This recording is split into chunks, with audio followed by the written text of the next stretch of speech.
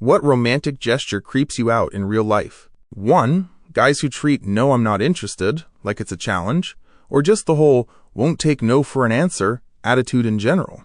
It's not romantic. It's borderline creepy and aggressive. Reply: yes, this exactly. I've had a few guy friends who were usually nice and respectful, but the second I said I wasn't interested, whether it was because I wasn't looking for a relationship, didn't like them that way, or was already with someone, they suddenly got obsessive. Like, all their respect vanished. They were annoyed that trying to pressure me didn't work. One guy straight up love-bombed me after I said no several times.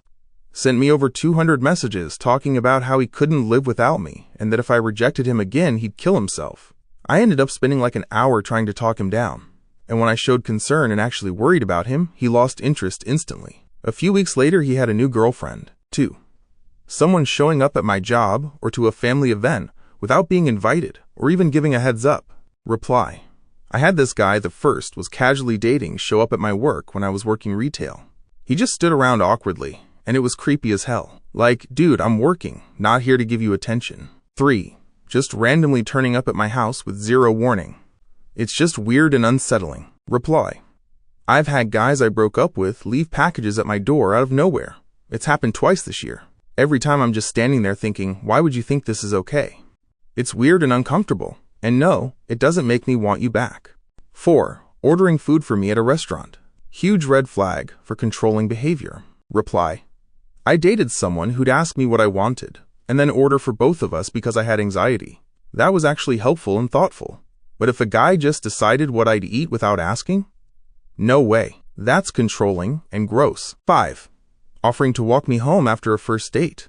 I know movies make it look sweet, but if I don't really know you yet, I don't want you knowing where I live. 6. Chasing someone through an airport, or randomly showing up in their life even after being broken up, or showing zero real interest except for a bit of flirting.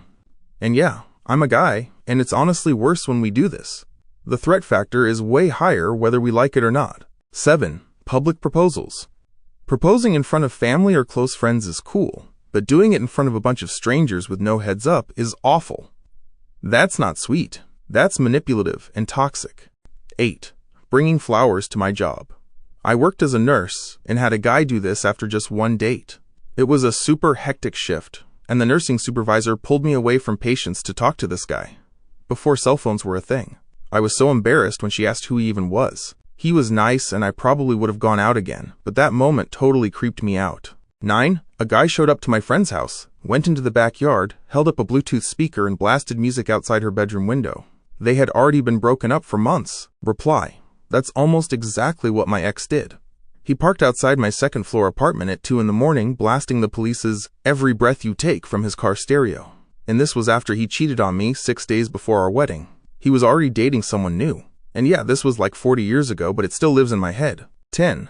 Getting into a fight and then immediately trying to fix it by offering segs in the same breath. If you're still watching, means you're enjoying the stories. Subscribe so you can look forward to more stories like these. Now on to 11. One time a guy got off at the same bus stop as me, followed me for 10 minutes, and finally caught up just to tell me he couldn't stop looking at me on the bus and just had to ask me out. Big no from me. I'm sure he thought it was romantic or whatever, but it totally freaked me out. 12. Planning a big surprise proposal when you haven't even had a single talk about marriage yet.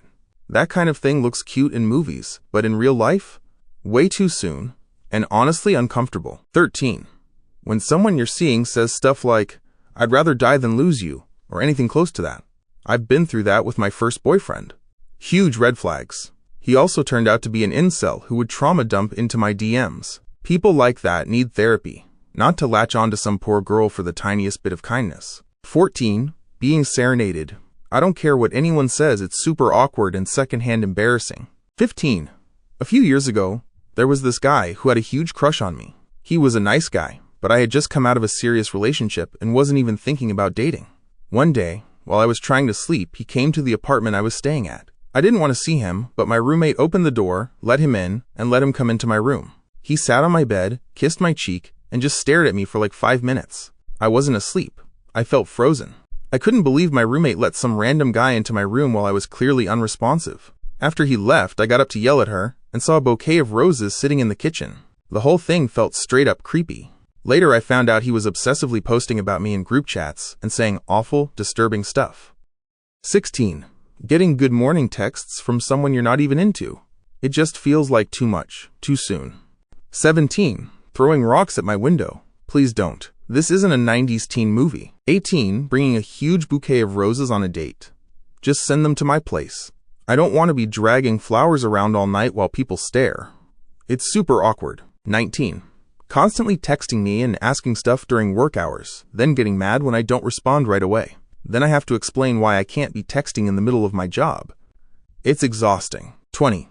Writing tons of love letters or giving someone flowers when you've only been seeing each other for like a week. It's way too much. Way too fast. I once had someone write me a note for every single day we had dated. I broke up with him immediately. 0 regrets. He ended up being totally unhinged. 21. Doing that whole love-bombing thing at my job or house. Like sending oversized flower bouquets or massive teddy bears. If we're not in an actual relationship, it's straight up creepy. Even if we are, it still feels like a lot. 22. People who are way too persistent. Movies try to make that stuff seem cute and romantic, but in real life, it's just pushy and creepy. 23. Watching me sleep. I don't care what your reason is, it's gross and super weird. Sleeping is a vulnerable thing. Watching someone do it is way too intimate, and, unless I said it was okay, it's not. I'll calmly explain it once if someone just didn't know better, but if they do it again, I'm never being alone with them again. 24. When someone goes through my social media and brings up stuff I liked that I never actually told them about. I know it's probably meant to be thoughtful, but it feels weird. We all have this archive of random posts online, and it's kind of strange when people dig through it.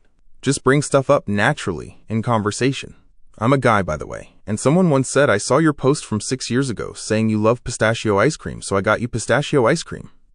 Thanks. 25.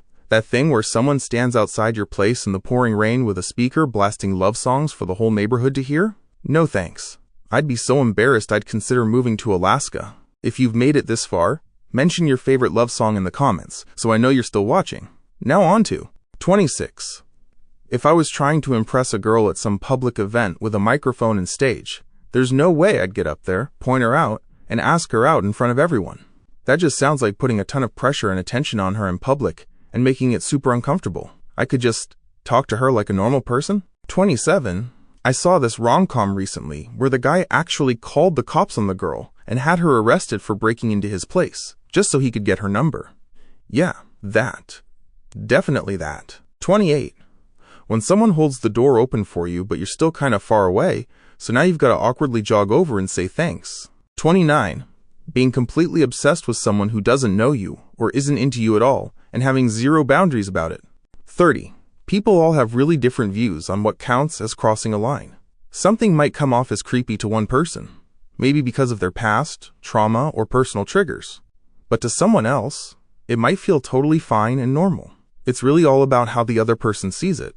Except for actual psychos, of course. 31. Sending stuff anonymously as a secret admirer. 32. Coming on way too hard, too fast. 33. Giving someone a kiss on the forehead to say goodnight before you've even properly introduced yourself. 34. Asking a girl to read some poems you say are for English class, but all of them are super obviously about her. Happened to me twice, once in 7th grade, once in college. Sitting there being stared at while I slowly realized I was the subject was extremely awkward, and I had no idea how to react. 35. Smelling your partner, or even just smelling their hair. Seriously, back off a little. 36. Saying, you're not like other girls. Huge red flag. Why would I think it's a compliment that you clearly don't respect other women, especially the ones I'm proud to call friends, coworkers, family, or even strangers? That kind of isolating crap? No thanks. 37. Mentioning anything about forever. Dude, chill. Way too soon. 38. I'm going to rip this beautiful flower away from the thing that keeps it alive and give it to you so you can watch it slowly die. Yeah, thanks. 39. Making a 7-month anniversary video and putting it online for everyone to see. Please, just know. 40. Purposely following someone around and then acting like it was some random meet cute. Also, full-on stalking while pretending it's just playful and unstoppable energy. That's all for now. Don't forget to subscribe so I can keep bringing you more of these stories. Thanks for sticking around till the end. See you next time, and take care.